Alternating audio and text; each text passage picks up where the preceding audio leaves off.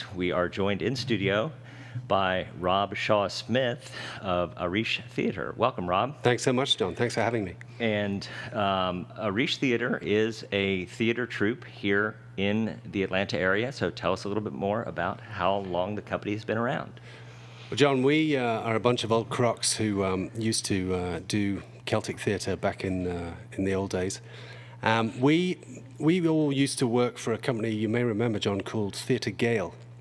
I remember that the last show I did for them was maybe 10 or 12 years ago. But many of us worked for Theatre Gale. And Theatre Gale, unfortunately, died a death. And a couple of years ago, Kathleen McManus and Joanna McDaniel, who are two very prominent actresses here in town, approached me and a few others and said, look, we need to put this stuff back together. We need to see these shows back in town, and there's definitely an audience for them. We think that maybe there are 5,000 Irish-born people living in the city, and maybe anything up to 250,000 people who sort of have a heritage to do with Irish, Scottish, Welsh, English theatre. So we thought that it'd be a great idea if we set up a company to bring all that stuff back to the city. So here we are.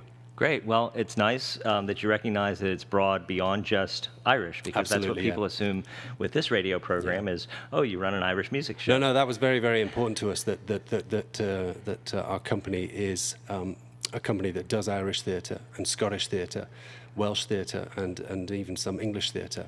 Our tagline is Atlanta's stage for Celtic culture, and it's very important to us that while we do some Irish shows, we're going to do Scottish shows, classics, and modern stuff. So we're really trying to do more than Theatre Gale used to do in the old days. Great. Well, you're preaching to the choir here, because as regular listeners know, regular listeners to the Celtic Show know, we cover all areas of Celtic. In fact, earlier in the show we had a piece from Canada, and we do try and cover Irish, Welsh, Scottish, Cape Breton, wherever Celtic music is played. And you do it very well. You do it very well. Well, thanks.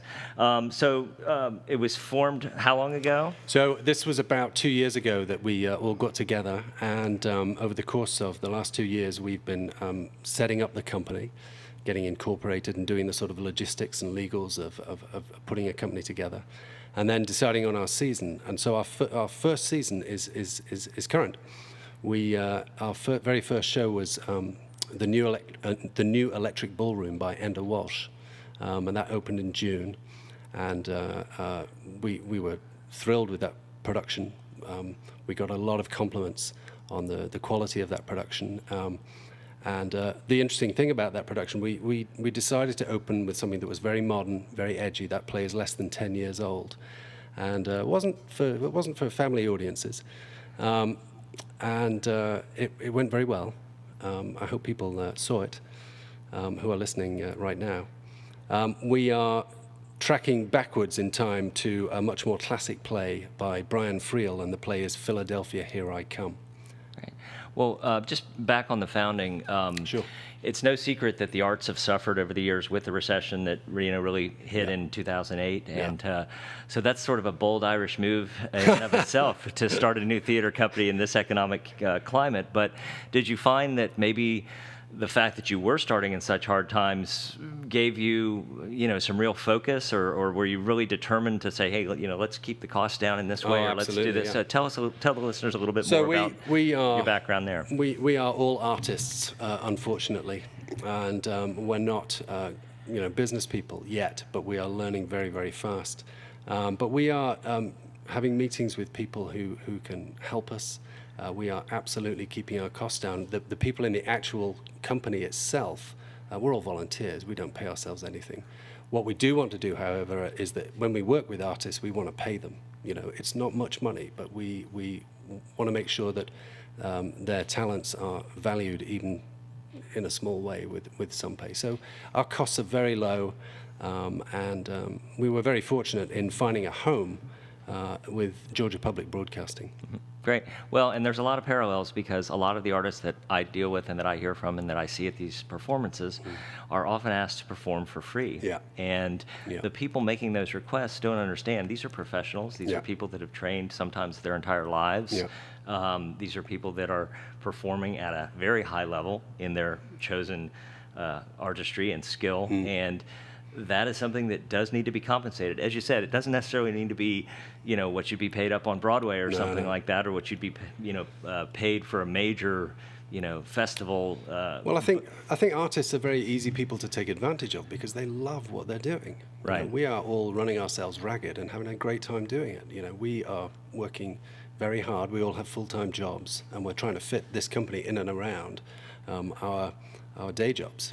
We love doing it. We're working very hard. It puts stress on friendships and families and so on. But they're very, very good to us to allow us to create art. Right.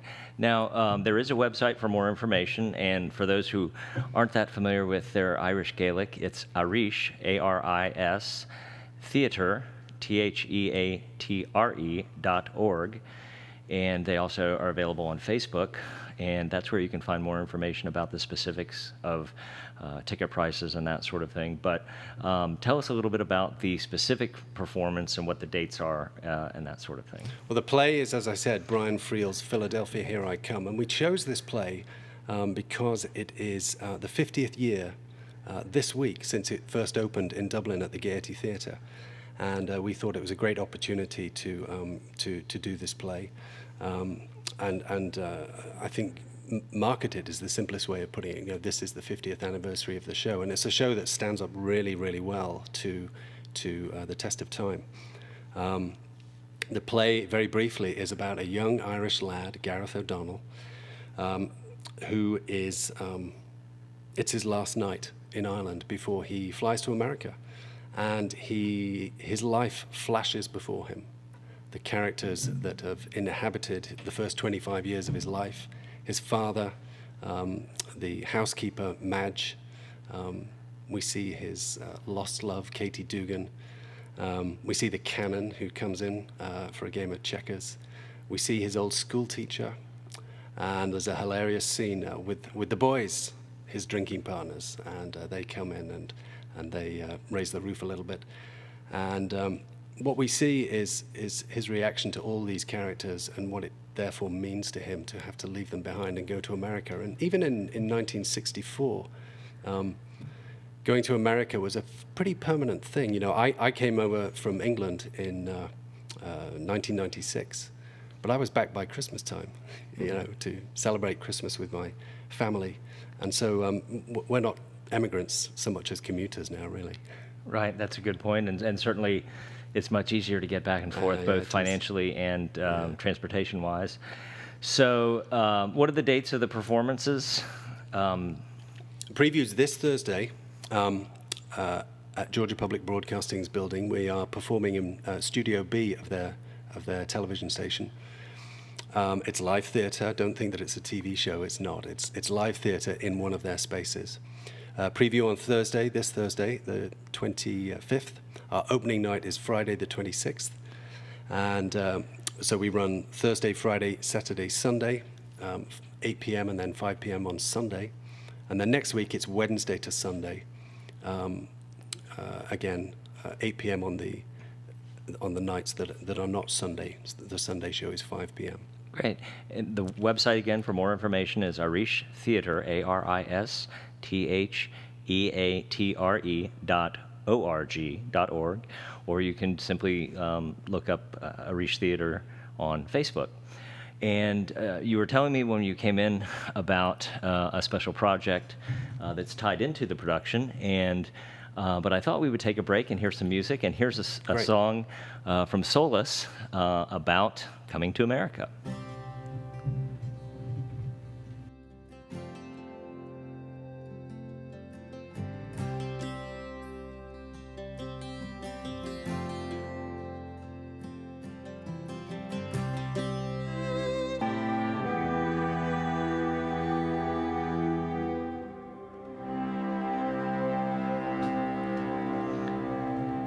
And that was Solace with For America, all about coming to America.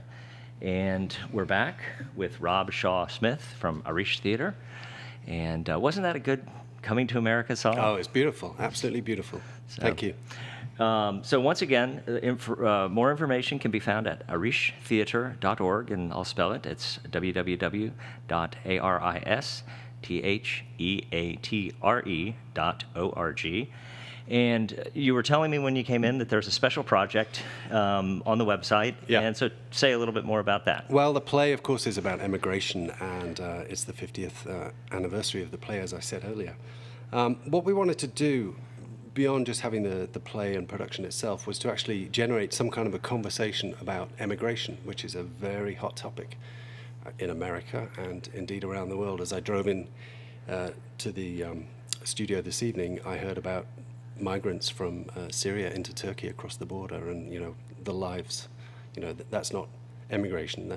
Those are refugees, but it's people are moving all the time. Anyway, the project that we came up with was that we wanted people to think about their own stories of emigration if they've emigrated to this country, or their parents did, or their grandparents, their ancestors. Everybody in this country, which is what makes it a wonderful country, has come from somewhere else to here. And so what we wanted people to do was to think about their stories or those stories and write them down and send them to us. So I've at the Decatur Book Festival, for example, when we had a booth there, I talked to people from all over the world: China, Senegal, Ghana, Canada, England, Ireland, Scotland, Wales, of course, Germany. And they all had some kind of a story to tell. And the other thing that was interesting was that they all thought that their story wasn't interesting, that everybody else's story is interesting, excuse me, but their own wasn't. And of course it is. Everybody has some nugget or kernel of interest in their story of coming to this country, or their parents, as I said. So we would love to gather those stories and do something with them. We're not quite sure exactly what. We're certainly going to have a lobby display for our production. But if the response is good, and I hope it is, there may be something more that comes out of it. But certainly I know StoryCorps is constantly doing emigration, trying to capture emigration stories, and we like to do the same sort of thing as well. And certainly if somebody wrote up their story or their family story and brought it to one of the productions, I'm sure they could just find a member of the staff and, I hope and that hand that happens. over. I hope that happens, and it generates conversation. We share stories and we talk and we get to know one another. It's really, really important. Well, I think that's what's behind radio and theater and music is to get people talking. I think we've got too much looking at the phone and not enough looking at each other. Thanks again for coming in. Pleasure, John. Thanks so much.